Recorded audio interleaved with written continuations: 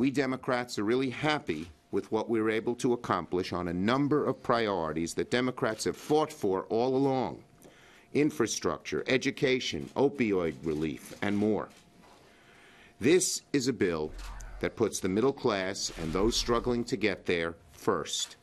The leader of the Democrats in the Senate praising the spending bill working its way through Congress. To discuss more, Oklahoma Senator Jim Inhofe, Senate Armed Services Committee member. I think, Senator, that's all you have to know, that Chuck Schumer and his fellow Democrats are happy with it. Doesn't that tell you everything you have to know about this spending bill?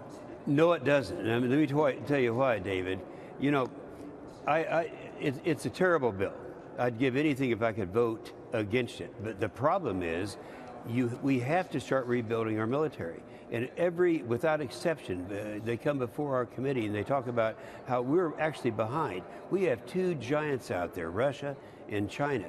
And the chairman of our Joint Chiefs of Staff, Dunford, said, we are losing our qualitative and quantitative edge. I just got back from the South China Sea.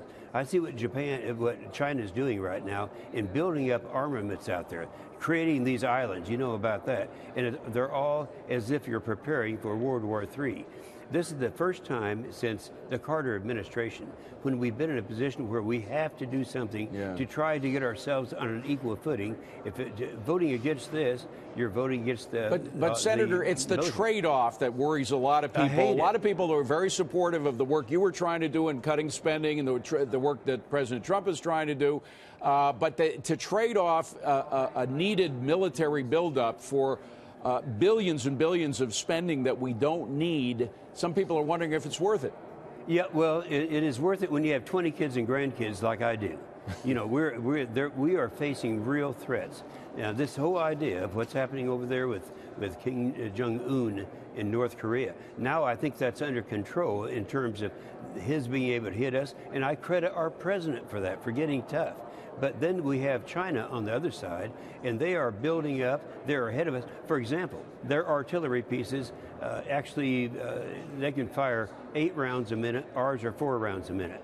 We saw what happened under Obama to our ability to ground forces as well as air forces.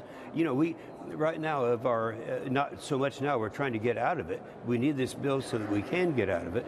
But on our F-18s that the Marines use, 62% of them we can't use, because anyone who's not paying attention, as he wasn't for 8 years, to the military, knows that you got to maintain that stuff. Okay, so it's Senator, a matter of survival. That's we don't have much time, but I got to switch to the other topic that involves China today, and of course that's the tariffs that were announced, about $50 billion worth. You saw what happened in the markets. The Dow ended up down 724 points. We're in correction territory. Sure. What do you think about these tariffs? Because your state actually exports, not a lot, but I think about 4% of your total exports go to China. They're going to try to hit back and stop those exports from Oklahoma going to China. How is it worth it?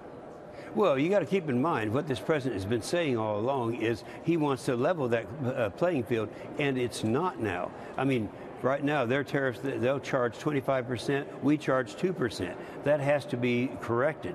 And I think that when this president is doing what he campaigned on, that my people in Oklahoma understand it could hurt their soybeans, it could hurt some of the trade that we do, but we can't continue to let them have the high ground. They also, keep in mind, David, and you know this to be true, that when they have any kind of trade with us, they get our intellectual property. Reverse engineering, they do it all the time. By the way, and then they own it and we don't. Forgive me, Senator, but they've just responded. We just got a response from the Chinese embassy saying they are strongly disappointed and firmly oppose the tariffs. But again, the question is whether this is a negotiating tactic, the same kind of thing that we saw with the steel and aluminum tariffs that have turned out to be a lot less of a hammer than they appeared to be at first. Let me tell you, Dave, this is the first time in a long time that we've had a president who knows how to negotiate. Sure, he starts over extreme on one side, gives him more room, and so far the stuff that he's been doing has worked. I think this is going to work too. I'm kind of glad the Chinese embassy called up and said they don't like it. That makes me happy. All right, Senator Jim Inhofe. Good to see you, Senator. Appreciate you coming in. Thanks very much. Thank you, David.